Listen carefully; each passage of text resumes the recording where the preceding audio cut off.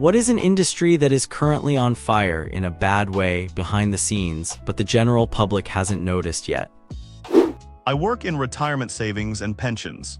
The number of people cashing out their pensions, including people who are at retirement age, just to be able to afford to live, is staggering. Universities in the UK. Many relied on foreign students paying significant fees to make their financial model work.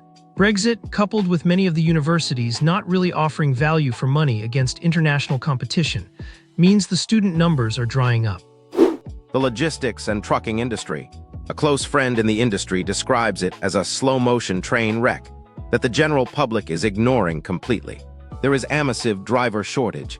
The workforce is aging out, and nobody wants to do the job anymore because the margins are too thin to offer competitive pay.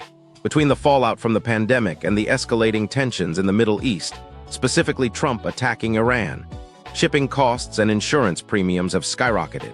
If the trucks stop for even 48 hours, grocery stores go empty and hospitals run out of supplies, many mid-sized firms are one bad month away from bankruptcy.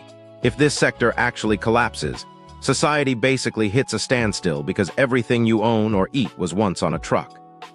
The entire AI industry is a giant circle jerk right now.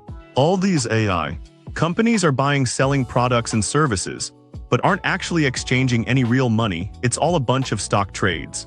Example, Nvidia sells a bunch of GPUs to OpenAI for stock, etc.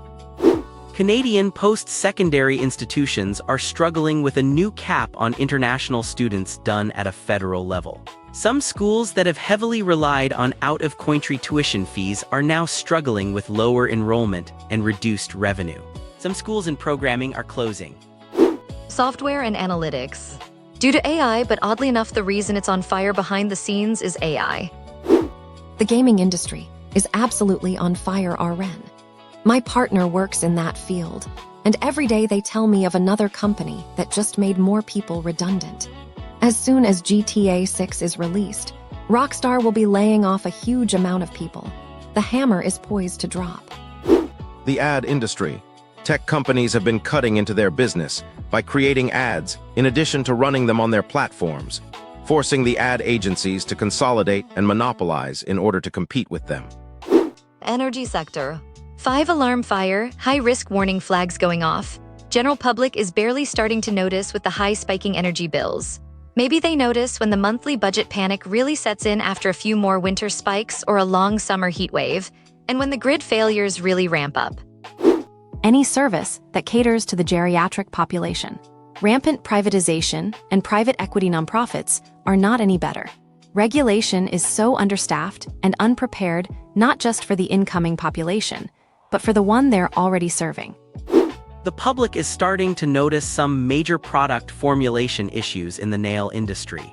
Since the pandemic, lots of people have been doing nails at home, and while yes, sometimes skill issue is the cause, the numbers are growing and even nail technicians are having acrylate allergies.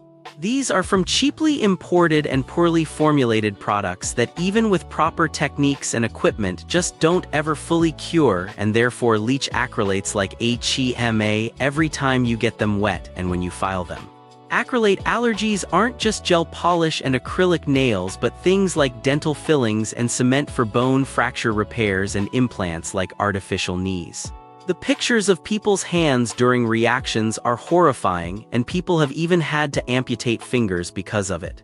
The sad thing is that a lot of these chemicals themselves aren't bad when used in proper ratios, but these companies cheap out and use way too much to help increase chemical bonding to the nail plate.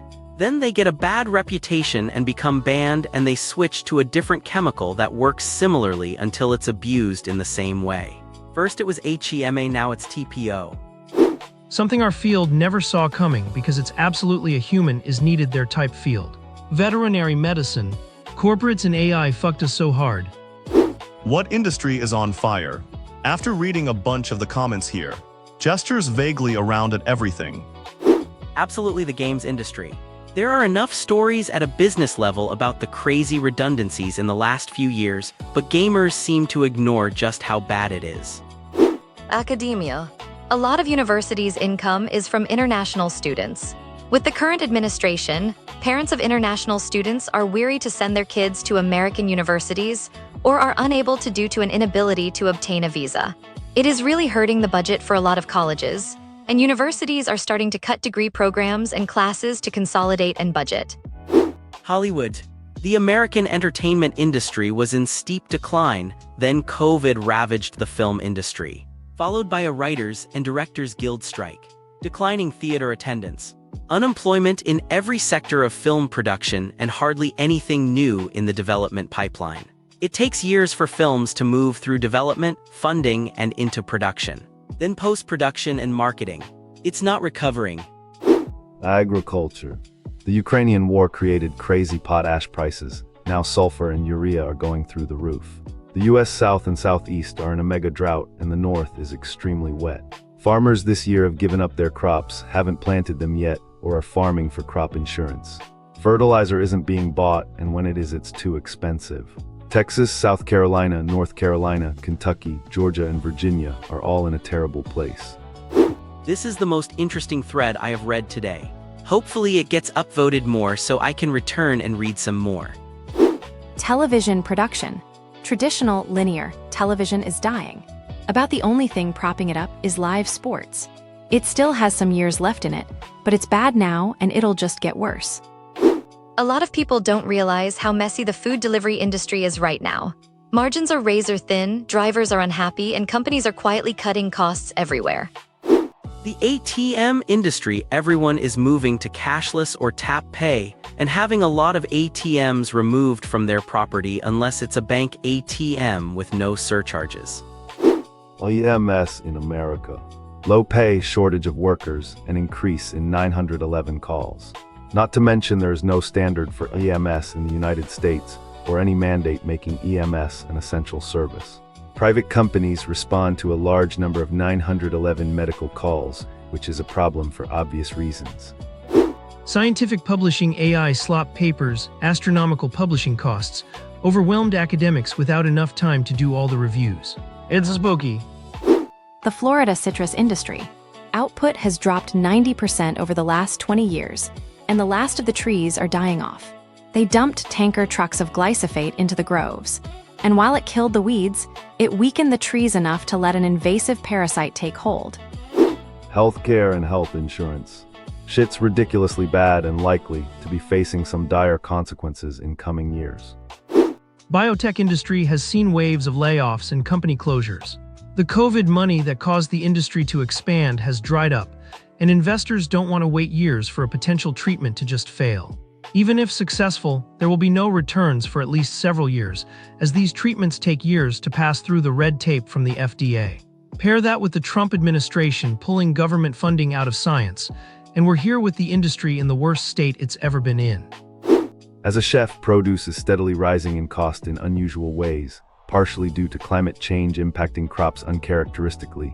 Tomatoes are insanely expensive wholesale-wise RN, while asparagus is cheaper than normal. Meat is also rising, so I'd encourage anyone and everyone to get comfortable buying whole meats. By that I mean like buying a whole chicken. I saw 4 organic whole chickens discounted down to $8.09 each at my local grocery store because everyone prefers to buy the deskinned, deboned meat packs instead. Understandable to a degree, but the packs of 4 breasts were $17.99 each, while for a similar price you could have got 4 breasts, 4 legs, 4 thighs, 4 wings, and the bones to make broth with. Some basic knife skills will come in handy and save you so much money. TLDR, learn basic butchery skills and buy your produce as locally as possible, farmers markets, co-ops, etc., to save money. Might have been quicker to ask what industry is doing well, apart from armament. AI. Lots of hype, ridiculous amounts of venture capital being burned, and no clear business model. There are actually a few things it's good at: programming, finding bugs in code, but even then it needs a lot of supervision and review. Otherwise, it will happily tell you what it thinks you want to hear. Law, it's becoming more apparent how many rich people get away with crimes due to an inherently broken system.